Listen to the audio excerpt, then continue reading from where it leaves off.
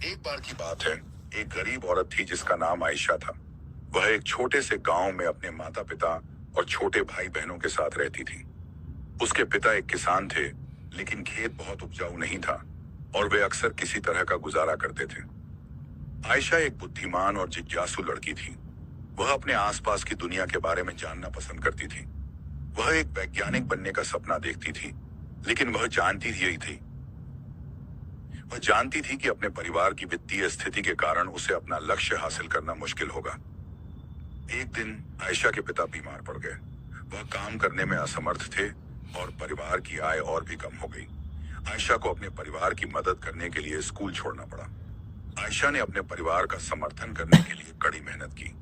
उसने घरों की सफाई और खेतों में काम करने जैसे अजीब अजीब काम किए। उसने स्थानीय बाजार में सब्जियां बेचना भी शुरू किया। अपनी व्यस्त दिनचर्या के बावजूद आम आम थी, आयशा ने वैज्ञानिक बनने के अपने सपने को कभी नहीं छोड़ा। वह देर रात तक पढ़ाई करती थी और स्थानीय पुस्तकालय से किताबें उधार लेती थी। उसने घर पर भी अपने स्वयं के प्रयोग करना शुरू कर दिया। कई सालों की कड़ी मेहनत और दृढ़ संकल्प के बाद आयशा ने आखिरकार अपने सपने को हासिल कर लिया। वह विश्वविद्यालय में दाखिला लिया और वैज्ञानिक बन गई। उन्होंने विज्ञान के क्षेत्र में महत्वपूर्ण योगदान दिया। आयशा की कहानी हम सभी के लिए एक प्रेरणा है। यह दिखाता है कि अगर हम अपने दिमाग में रखते हैं और अपने सपनों को कभी नहीं छोड़ते हैं, तो कुछ भी संभव है।